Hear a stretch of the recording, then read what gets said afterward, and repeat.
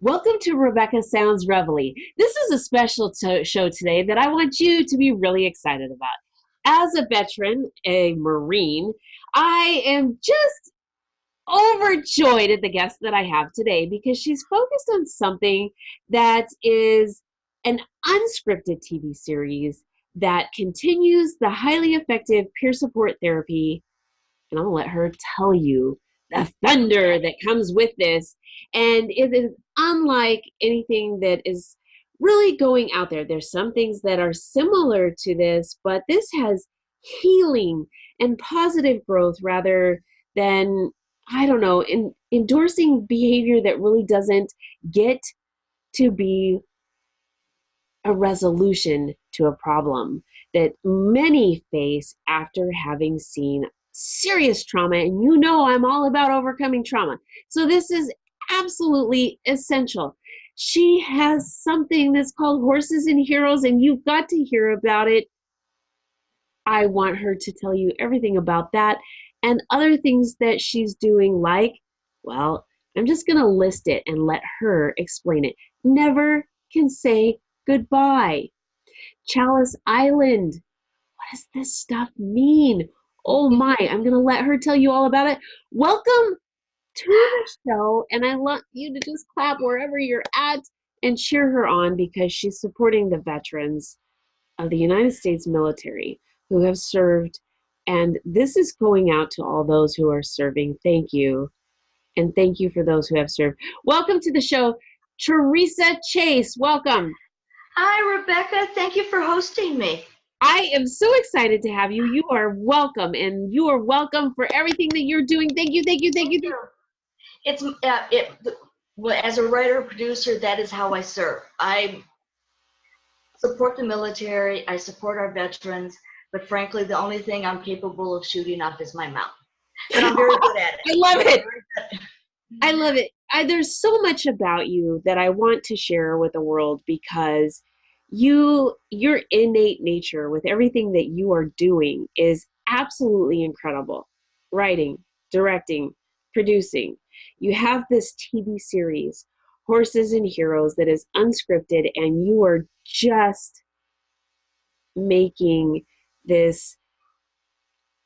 You have to share. Okay. Well, Horses and Heroes will be telling veteran stories as they work together to find new coping skills for their physical and emotional challenges. And the emphasis will be on the veterans because they are people. They are not disposable parts of the war machine, and they're definitely not political footballs. So Horses and Heroes will be using equine therapy with peer support therapy. And by combining the two and giving veterans a chance to tell the world about themselves, to share their stories, because that's where the emphasis is. You know, the horses are great, they're cute, they're wonderful, but the veterans need permission to seek help. So many don't because they think the ramifications will hurt their careers or, you know, make them feel like they're not big tough guys. Even Marines need help. Okay. Can I just jump in, Theresa? Sure. Because I have to say you're nailing it right on the money. And when I went to the VA myself, I was told the one group of the United States military that is the most reluctant, that they have the most difficult time getting to draw out the need that they have and accept the assistance are Marines. Correct. Well, you know, once a Marine, always a Marine. You know, you've got this reputation of being tough guys, and tough guys, you know, just suck it up and never, you know, you're not supposed to show it because tough guys, tough guys don't cry, and tough guys don't run, their colors don't run. But sometimes you just have to be given permission to say it's okay to feel mad, sad, and, seek help. You know, those who serve live a life that most people can't imagine. They leave everything they have known behind and go into situations where they see the most horrific things. And most people don't, sign up to go kill somebody. They sign up to help, to protect, and to make situations better. How can I put this? There aren't too many psychotics who are accepted in. If if you go into recruiting and say I want to kill as many as I can, they're gonna boot your ass out the door. Yes. But most people who choose the life of service do so because they do want to serve, they do want to help, they do want to protect. Yes, it involves guns and killing because when the bullets are flying, you have to fire back. But, most people would prefer to be helping and rescuing people and really being a positive influence, but you do what you have to do at the time to get Yeah. the job done. Yes. And so nowadays, there is more help. But veterans from World War One, Civil War, every war you want to name on forward, when they came home, they weren't the same person. And their families are expecting, they feel like they're the same and that they haven't changed. And they expect their family member to be the same person. Yes. There's no way a person can really come back and be the same. You Uh, you're hitting on something that is right on point. And any type of trauma that someone faces changes something in the brain. And mhm, is it is a trauma no different than stubbing your toe, breaking your leg. It's correct. something different in the brain that is a trauma. And oftentimes we don't want to really look at it that way and say, okay, well, that needs healing just like a broken leg needs healing. Exactly. And this is, Teresa, and it is the same for police officers that are seeing things on a daily basis too. And they're bringing this back and not doing it exactly the same that you're talking about. And I really want to stress how important what you're saying is and what you're doing to provide support for people that are having something that is bruised or needs a little bit of kind of a cast or mending or Right. healing within the brain. It is okay to do this, and there is support with what you're doing. That's one of the things that the show will do. It's not just the eight cast members.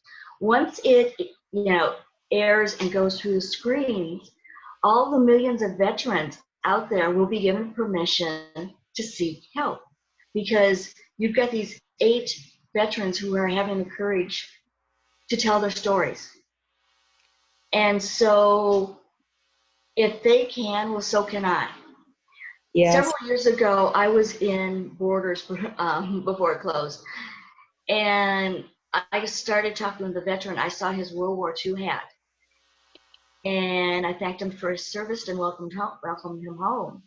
And we chatted for a while, and he was his late 80s, early 90s, and he survived the Battle of the Bulge. Oh my goodness. And he talked about his you know, nearly freezing to death and being there when his buddy died and his, crawling across the floor to be there with him. And the only thing his buddy wanted, he didn't, there was some that were so badly hurt, and the medical supplies were in such need that some they just made comfortable. And him and his buddy were in the group they were just made comfortable. But his buddy wanted to see the picture of his family, and that's what he wanted to die looking at. So his buddy, crawled across the floor and got the picture out of his pocket, and he was there when his buddy died.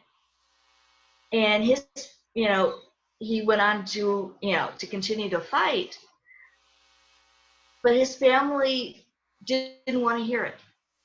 They didn't want to know.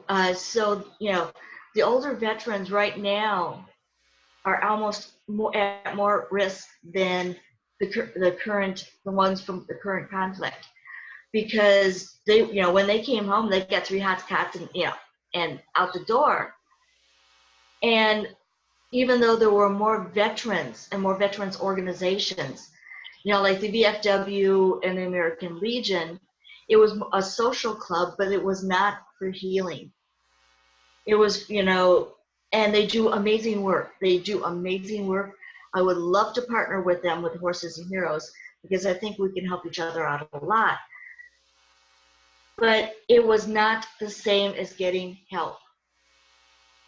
And so older veterans, especially those from Nam, when they came back, they got spit on. They had absolutely no respect. At least those from Korea and from World War II, they received their parades and their laurels. But they're of an age where they're starting to look back and really reevaluating their lives. And all those feelings and emotions and experiences that they locked away are now coming out. And they are having a hard time dealing with it because, they're tough guys and they're supposed to suck it up. But they think that, just because it happened so long ago, that, it's impossible to heal or it shouldn't matter. But it does matter, and it's never too late to heal. Yes, and it affects so many other areas of your body too. Oh, yes. Oftentimes we don't understand why certain things are happening, why I'm getting sick all the time, why do I feel this? And it is because of something that's going on in our brain that's saying, hey, recognize that I need to be treated for, I need medicine. I need, I need to do this. And I think what you're saying is really good and important and valuable. One of the questions I have, though, Theresa, you mentioned the family. The family's not wanting to get involved. I'm wondering if maybe some of them don't know how to respond to this. Maybe they're thinking, well, I don't want to, the person may not want to talk about it, so I don't want to ask any questions. Right. Or, what do I do? And so maybe they're feeling awkward. What would you say would be a good way for a family member to get to do this? Because I know that there are people that have said, if you know this person had PTSD, do not ask them any questions. They don't want to talk about it. And I can tell you firsthand from incidents that I've seen on the streets from being an officer, one of the best things that I have been able to do is talk about incidents. Well, it's like I'm not a therapist or a psychologist. I haven't even played one on TV. So, just from my own personal experience from having PTSD from another source is that you let the person take the lead. Listening without judgment is the best thing that you can do. And that's one of the things that the horses are really good at, and working with the horses and other therapy animals. But horses especially, they reflect back the handler and what they're feeling. So when you're working with a horse, they help you identify your triggers because they are so sensitive. They're they're on constant alert, fight or flight.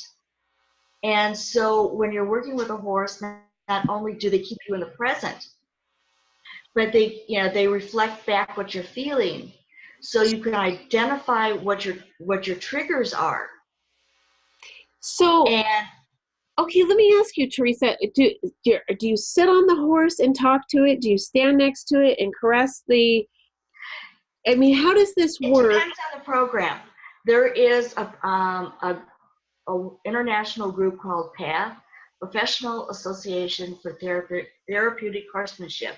Okay, They not only have you teach you how to care for a horse, but you also do riding. There okay, is another form of equine therapy called Igala, and that is Igala. Okay, Igala, and that is only that's you are working with the horse. You pet with the horse, you spend time with the horse, you take care of the horse, and so they feel that riding a horse is demeaning to the horse. oh, interesting. Okay, And it's not something I agree with, but their programs really work. But if you can't sit a horse for whatever reason, maybe Igala would be better for you, because you do get the interaction okay. without physical risk. Okay, so like if you have a back injury or a hip injury or you can't Right. ride the horse for some reason, this would be an alternative because you're getting a lot of benefit with this particular Correct. program. Okay, that makes a lot of sense because some people will be like, "Well, I can't do that program." And I know I can hear it. I can't do that. They're going to make me do this. I can't do that. I get There I was there was a local PATH center in the area, and she started the program because her daughter was in a car accident. And they never expected her to live. And then when she did, it's like, well, she won't have any cognitive function. And every time they set a bar that they thought she couldn't go over, she did. Working with the horses brought her out, and she still has some emotional and physical issues, but she's back on her feet, and she is going to college, which they thought you she's know thriving now.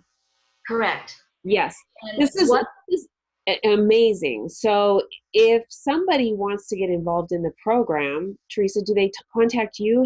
What do they do?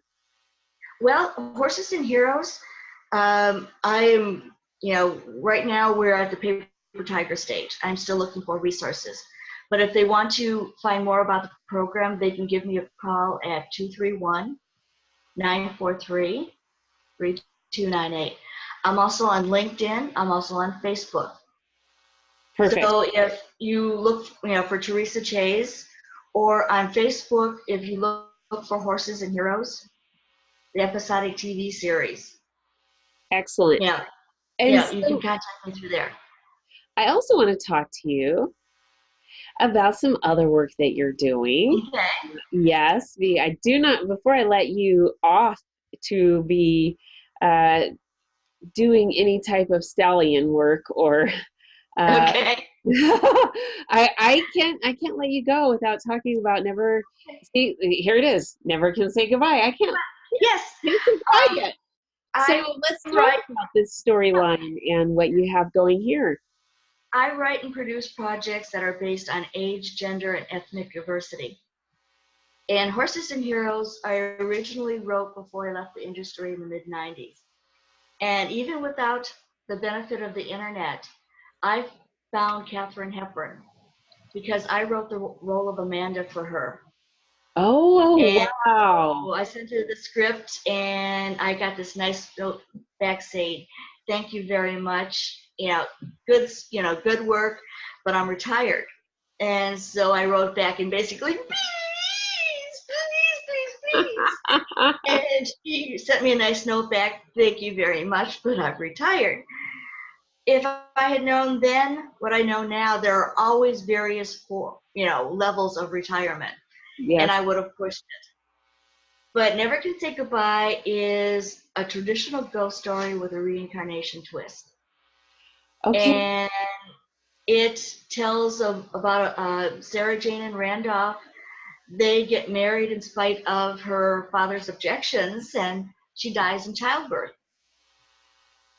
Oh, And because this happens in the 1950s, since their baby cannot handle formula, he is forced to marry Audrey in order to, as a wet nurse. And Audrey makes a sad mistake of falling in love with Randolph.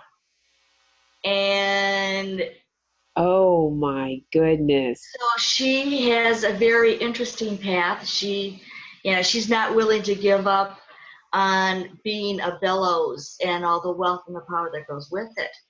And she ends up killing their child later on. And so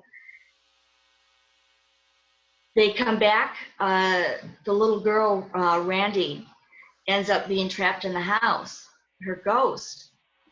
And the only way she can be freed is if her parents, when they come back, remember what happened and learn how to forgive. And if they forgive, she's going to be freed to also reincarnate because her new mommy is waiting for her. And her mommy says she has, if a body gets ready and the soul's not there, the body will die. So her new mommy is getting, ready to give up on having her when the fates and other people bring them back together again. If they forgive and remember the love, Randy gets freed. If they decide to go for the revenge they were denied in the past, if her grounding item is destroyed, which the fire would take care of that, and it's something that Audrey been, coming back, Audrey's been trying to do, then her soul gets lost in the void. Oh So, my goodness. it's, it's about love, it's about forgiveness, it's about second chances, and it's about overall romance. I love this. Okay, so if somebody wants to find out more about this, how do they get a hold of it? Well, it's on Facebook as Never Can Say Goodbye. Again, they can contact me. And I've got an amazing cast. I've got Bill Hayes, I've got Dee Wallace, I've got Conrad Goody, I've got Oh my uh, goodness. This is amazing so far. Keep going, keep going. yes, I've got Nikki Cipriano, I've got Sean Harmon, I've got let me check my list. I don't want to forget anybody. Um, Kimberly Estrada and Julie Chapin and Lynn Lowry and Natalie Shia and some others. Uh, Oh, Lillian Lamore and I've got a well-rounded cast. yes, you do. This is So amazing. I am, again, we're, the big thing of looking for resources. You Okay, mentioned go ahead. Chalice Island. It Yes, real really quickly. now What? let's take the cast and go off to Chalice Island and talk about what Okay. with that. Okay. Chalice Island started as a New Dark Shadows movie. When I had my radio show, I hosted David Selby, and he told me that the Warner's contract for the rights was coming up, and the original cast wanted to do something more in line with the original TV series. So offhandedly, he suggested I do it. Well, I wrote a script, but I wasn't able to get the rights. I evidently Warner has paid the money, and they've got an open-ended lease on the rights. Oh boy. So I, Open-ended?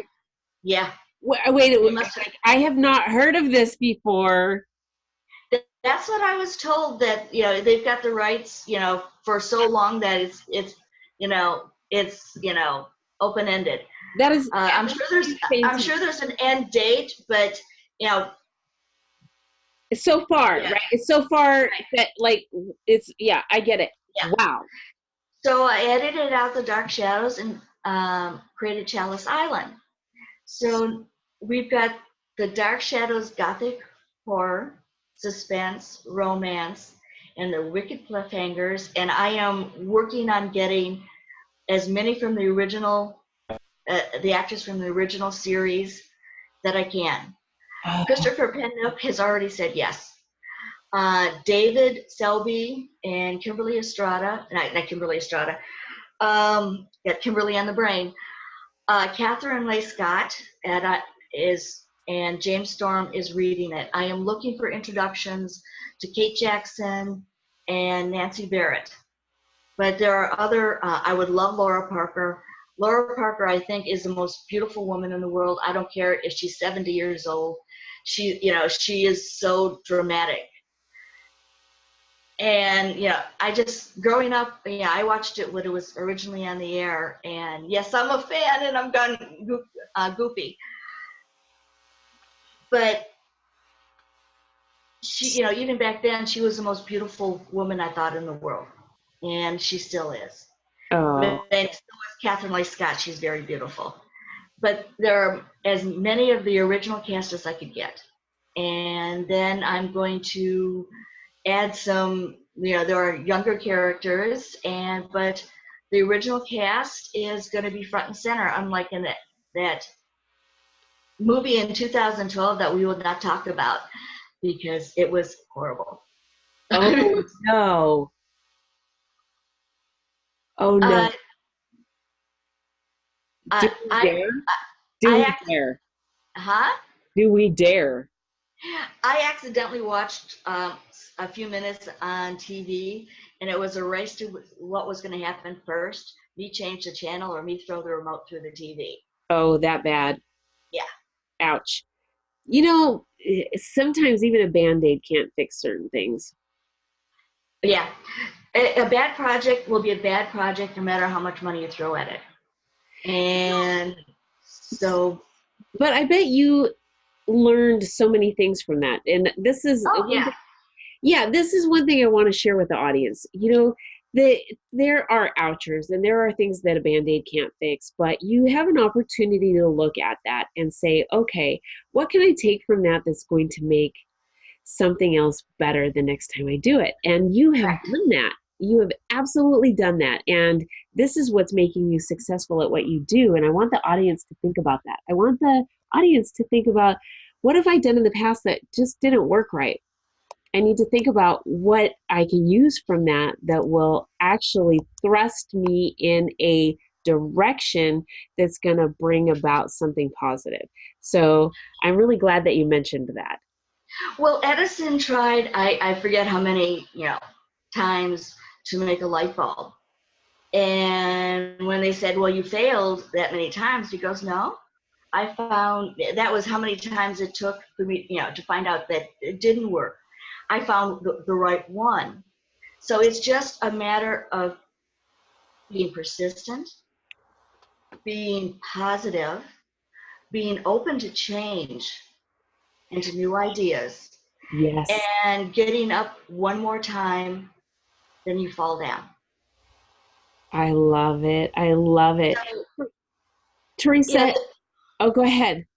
well, life is full of opportunities, and when we help each other, and when we have the courage to say to a person, "What do you need? How Yeah, can I help?" yeah, That is how you change your own life and other people's lives. I agree with you. It's very rewarding to do that for both parties. And what you are doing right now and what you've done in the past that has launched you to where you're at, I am so amazed with everything you're doing. And I really want to ensure that our veterans have an opportunity to get connected with you, as well as all of the things that you're doing and everybody on a wide scope. So if you will share with the audience how they can connect with you and follow what you're doing and more, maybe even get involved with some of the things you're doing.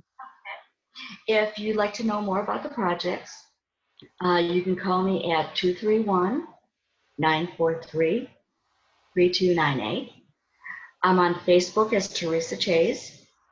I'm on LinkedIn as Theresa Chaze. I'm on Twitter I don't go to the others because there's just so much time in the day and days of the week.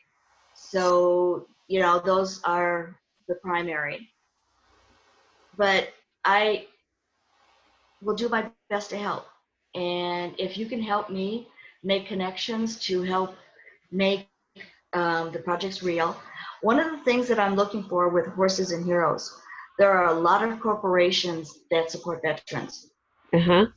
We are doing an updated active version of old school where a corporation sponsors a show. Okay. And so, Little Caesars has a really good program to, they help veterans get their own franchise. Ford has a really good program. And I just found out that Tractor Supply also has really good programs. Uh-huh. So, I would love to hear from you if you want some positive, socially responsible PR. I would love to hear from you. This is fantastic. Thank you so much for being with us today, and thank you for everything that you're doing. Rebecca, thank you for your service. Thank you for coming home and becoming whole and for helping others. What you're doing is so amazing because you do step up. And you when you went into the service, you raised your hand. When you came back, you found another way to raise your hand to make a difference. Thank you. Oh gosh, I've got tears now. Wow, what a way to close the show. Thank you so much, oh, Theresa. And I want to thank all of you out there for tuning in today. This is really something very special, this show. And I hope that you will have a chance to rewatch the show. And I really hope that if you know a veteran or you know someone in the military or someone that has had a trauma that needs assistance, please get this show to them. You don't even have to talk about it with them. They can see it and they can take this on themselves without having to confront anybody. And that is something special. Thank you for tuning in. I ask you that you share this show with everybody you know on social media and not on social media, and everybody that you don't know on social media. Get it out there. Thanks for tuning in. This is Rebecca Sounds Reveille.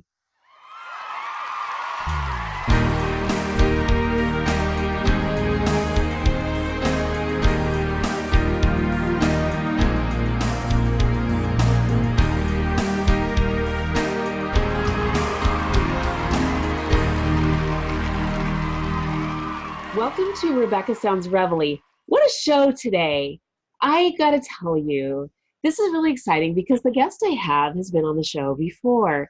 And what a guest he is because he is so knowledgeable with finances. And I want to talk about some things that may be of concern for you, and so does he. There's things that may make you lose sleep. And I got to tell you, when it comes to finances, it seems to be that we focus on that more than almost anything, and it affects us in so many ways. The ripple effect is absolutely unbelievable. The guest I have today has been on the show several times, and I really love having him because he's got over 25 years experience in addressing financial concerns of retirees and even business owners. He has very strong communication skills. He's very personable. And what he likes to do is really focus on the client's needs and concerns. This is really important because if your concern is something that falls outside of what seems to be sort of like what everybody else has, well, we need to address that. And Brad wants to do that for you. Brad Williams is the guest today. He's the president of Brad Williams Financial. I've got to tell you, the biggest thing he looks at is safeguarding. And safeguarding, with words and actions and unquestioned integrity is what he does. And this, as you know, with the background that I have, is absolutely essential with integrity, from being a United States Marine and also prior law enforcement. This is absolutely essential in my book. So I'm going to bring him now on the show. Welcome back, Brad Williams. Good afternoon.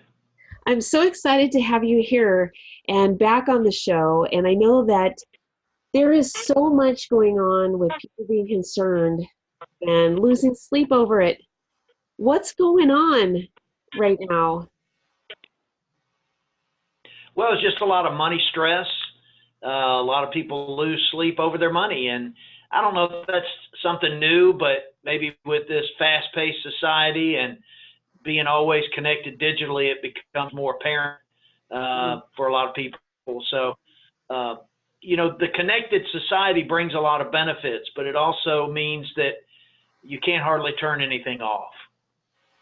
Clients can email you in the middle of the night, and just a lot of things going on. But people, there's been many articles written recently about people losing sleep over their money, and that comes from several directions and for several reasons. That's not really a good thing. It's really not healthy to be digital all the time and having no off button, and actually kind of being ding of something else that needs your pocketbook coming from your pocketbook. And I'm going to give you a perfect example because it happened to me earlier today. And I was using a program that allows you to use a free version. And if you want to upgrade, it's going to kind of hit you in your face and say, if you want to continue further, boom, you've got to pay this amount. So what was really interesting, Brad, is that I thought, okay, well, maybe I need to do that. So I clicked on the upgrade button, and then I realized I don't think that I can do that amount. So there was stress there because I was debating the value of what I was doing with what I could spend. And that's a good thing. Too many people today don't do that. So that they have this get it now attitude and just put it on the card and not worry about how much it's going to cost. And everything should be all about return on investment. And that might even be just return on investment for your relaxation, that you're going to spend money or take some time off to recharge. And that's good. That's what you should do. But it's also about things like college. And college is one of those big expenses that people stress over. But what I'd suggest is that today we have the wrong focus on college. I know when I went through college, I pretty much paid as I went. And I didn't take out student loans, but college wasn't that expensive because there weren't that many student loans. But because student loans, the government got involved and they just increase student loans when the tuition gets increased. It's like this big game that's played between the colleges and the government, and we are the ones in the middle. And so what happens is you get all these kids and parents that are stressing over college and the expenses of college, and the kid gets out of college, he's got $50,000 student loan, and he's got a degree that's not marketable, but yet he's got to pay that student loan back, and it's not dischargeable in bankruptcy, when what should have happened in the beginning is they should have sat down and said, okay, this is what we're looking to spend. How are we going to do this? Are we going to finance it? If we finance it, is there a return on investment commensurate with what we're spending? And I think if people did that a lot of times, they come up with, well, maybe we need to look at another plan. It's interesting that you say that. And something that you said is also very interesting in that oftentimes people go, okay, I can just file for bankruptcy. But you made a great point in that the student loan is not dischargeable. And yeah, you're stuck with it. Yeah, and that'll affect your credit. I mean, this is something, the only way, from what I understand, to delay payment on a student loan is to continue your education and keep moving forward in college. That is the only way that I know of. And oftentimes we don't do that because we have to now go into the employment field and look for work so that we can survive and can't stay in school. So yeah, and you're exactly right. My oldest daughter, graduated from Auburn several years ago, and I got her through there without any student loans, and so she started her life without that weight on her shoulders. But she went in there and worked, and I kept telling her, this ride is going to last as long as you realize what it's worth. And you make good grades, you stay there. You don't make good grades, you can come home. And so she understood, and she did great. She got a degree in mathematics and had great grades and has a great job now. But the fact is, so many parents need to sit down with their kids and figure out, A, are they ready for school? B, what kind of degree they want? And C, how much they're willing to pay for that and how. And so often, I know with stories I heard back from my daughter, is these kids would max out their student loans and spend a lot of that money just partying and having a good old time because they knew they didn't have to pay the piper until they got out of college. So they ended up with a lot more student loan than they needed, and they may have ended up with a degree that really wasn't marketable. That's a good point, because it's very interesting that you have pointed that out. And I want to share something, two things. One, with that, some people don't know what they want to do. So they apply for a liberal arts. It's just something very general, and they think that will be beneficial to them. And in some ways it is. Honing in on a specific degree offers a lot of benefits as well. One thing many people don't know is that you can petition for additional degrees if you qualify for them. And so I did that. And I ended up with several other degrees. And how I came to know this was really interesting. I started looking in the book when I was getting ready to graduate from a college, and I said, I qualify for that degree. Now I wonder if I have to retake all of these classes to get that degree as well. And so I asked someone, hey, do I have to take all these classes? And they said, no, you just qualify for the degree. And I went, oh, okay. And so I did. And I thought, this really helps me in the sense, people say really specialize in one thing, be good at one thing, and that's great. But when you're out job hunting, sometimes you need a little extra something. So for me to only have a degree in law enforcement, well, that really narrows the scope. And since I'm retired now in law enforcement, what am I going to do? So it's great to know that I also have a degree in business, because that really broadens the opportunities for me if I wanted to, or if I was physically able to go back into the workforce and look for work, that way. Yeah. So and that's a great idea. Something to think about. But finances are important because, like you said, when it comes to the student loans, these are not dischargeable. And education is really important, and parents and the parental involvement is so crucial. So, and this is something people do lose sleep over, and I think that there's more to that. Correct me if I'm wrong, Brad, but I'm seeing people do some very severe things because of the pressure of finances. Yeah, they are. Finances put a lot of pressure on you in many different ways: your family, your marriage, your health. So having a solid plan, knowing where you're going, where you've been, like anything, it's having a written plan of some sort or another is a solution to let you know whether you're on course. Nobody ever sets out to take a trip and just gets in the car and drives.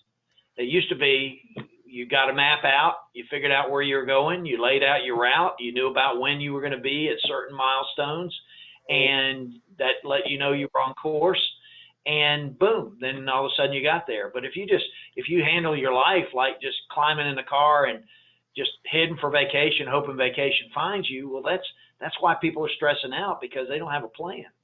Mm-hmm. That's a really good point. If you, my phrase has always been, if you fail to plan, I know what you're saying. if you fail to plan, plan to fail. So, That's exactly right.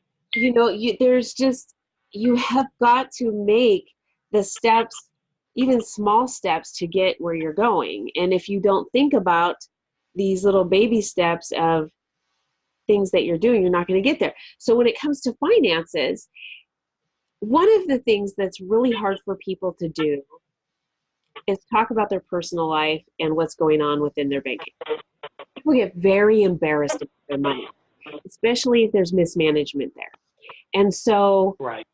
what I like about what you and your firm really found, the foundation of your firm, is integrity and confidentiality. And this is really so crucial. And for people to know that you really value them, you want to meet their needs, and that you're going to address them, and they shouldn't feel embarrassed to come to you and talk to you about what's going on in their world with money. And even sometimes initially, if they talk about their relationships, they come and say, okay, this is where my money's going, and you can be able to decipher this is what this person needs. And even if they don't know what their need is, you'll be able to decipher it because this is what you do. Yes, and so often, even people who've been very successful, done a good job of planning, say, for retirement, since my practice is focused for those who are at or near retirement versus young people. They've saved here, saved there, but they've never really put together a plan of what to do with that, how to employ those assets. And so they come in initially and they're all stressed because they don't know what retirement's going to look like. They're in retirement or they're right at it, and they're just really stressed over that. And then we sit down and we come up with a written financial plan. And then all of a sudden you just see the wind go, oh, I didn't know I was in such great shape. Even though they were in great shape, they're stressing because they didn't know. And so having a written plan, whether you're young, middle-aged, or old, knowing where you are, that's the key. And then you know what to do about it. If you got shortfalls, you know what to do about it. You know, if you're stressing over healthcare, well, look at your different healthcare options. If you're stressing over college, well, maybe you need to delay it. Maybe you need to co-op or something like that. Maybe you need to, I think America, getting back to the college thing, I think American kids have been sold a bill of goods that college is the only way. And all I know is some of my most successful clients financially are people who know skills. You know, when it's hot, people want to be cold. When, they want their water to run and their lights to turn on. So if you've got skills to be a plumber or electrician, heating and air conditioning guy. I've got a client, a heating and air conditioning company, and he's begging for apprentices and people to come work for him because he's got so much work. So people just don't want to seem to get their hands dirty anymore. They want to get the corner office right out of college or go to college and flounder around, and that's part of the stress. But what you're saying is really so good, because people don't necessarily value themselves because, like you said, sold this bill of goods and a misperception that you have to do this equals this for success. And that is not the case. We all have special skills, unique skills that can get us to success and define our own success because of our own dreams and what we perceive to be successful. And we have to follow that. And here's the thing, Brad, I'm thinking, when we think about the digital world, we can download all this stuff and we can read all this stuff and try to plug it all in and see if it works for us. But there's components that are missing. I can read this, but I can't really understand how to apply it. I can see it, but I don't understand how to apply it. The part of person to person and being able to bridge all of these things and the auditory understanding really solidifies how the road is going to take me, and I can see kind of an end result versus just on digital. I really think that's lacking, and that's what you're there for. And that's right. And one thing is, there's a difference between wisdom and knowledge. I can have gained every word of wisdom or every word of knowledge from the Encyclopedia Britannica, but if I don't know how to employ that in real life, it does me no good. It's everybody remembers somebody in their life who was probably the smartest guy in class and the smartest guy in the room, and then at the 30th reunion, the guy's a janitor. Now I don't mean to put janitors down. All work is valuable. Don't get me wrong, but they're thinking he's going to be, something special. Well, he accumulated knowledge, but he had no wisdom, and he didn't have any practical application to it. So it's about, and that dovetails in with what you're saying about the internet. You can study everything and get everything you, could possibly dream of from the internet. But what are you going to do with it? That's like what good speakers, I go to seminars all the time to enhance my skills and knowledge. And my focus is always, whatever I get out of this workshop, I at least want to bring 2 or 3 things back to the office and employ them immediately. Now, the rest may come in time or they may not, but I am going to take something from this workshop and start using it right away. Yes. And that's what knowledge should be, is, okay, what am I going to do with this knowledge now that I have it? This is really important, because one of the things that, like you've said, wisdom, practical application, and the question of what am I going to do with this? The example that comes to my mind is that there is a specific tax software that if you upgrade to a certain package that they have, then after you send your federal and state taxes off, you get a download for a year to use Intuit software for your finances. Complicated. So complicated. If you don't know how to do this, that is a great benefit to have, but if you can't use it and you don't understand it, and you can't really, you can see, and even if you plug your figures in there and you're still going, I don't know what I'm going to do with this. It's great. Right. What am I going to do with it, though? I don't know what to do with this. I've got numbers in there. But that's no different than me looking at my bank account, because I know what's in there and I know what's going out. So what do I do with it? How do I fix this? How do I resolve this? How do I move forward? How do I get happier and healthier with my finances so I don't lose sleep and have to worry and have anxiety? Well, probably one of the best things is sit down and write out a general life plan. If you're young, what would you hope to accomplish? At the end of your life, write yourself a narrative, what you would like people to say about you. What did you do? What did you accomplish in your life? And then sit down and figure out, okay, over the next 5 years, I want a new car. I want to buy a house. I want to go to Europe. I want to, have 100,000 in the bank, or, some goal that you got, and then say, okay, how do I do that? So if my 5-year goal is to save $100,000, then not counting interest, that means I need to save $20,000 a year. Is that practical? So that's the first thing. And I look at my paycheck, and, if I'm only making $40,000 a year, probably not a practical goal unless I get another job. So then I need to modify my goal. But I need to have a goal to get to. And so writing that down, that helps, because it puts it in writing. But it's more than just putting it in writing. It is then saying, how do I get there? If I want to drive to Gulf Shores for a vacation, that's a great goal. All right, what roads am I going to need to go? What towns am I going to go through along the way? How much time is it going to take me to get to Montgomery? How much time, I live in Alabama, by the way, how much time is it going to take me to get to Mobile? And so I know if the 6th hour I'm supposed to be in Mobile and I'm still in Montgomery, I got a problem. What's my problem? I'm driving too slow. I'm carrying too much in the car. Whatever that problem is, because life is like a journey. And if you treat it like a journey and you plan it out like a journey, then you'll get to your destination a lot easier. And the thing is, I think too many people just wing it. They get a job, they show up.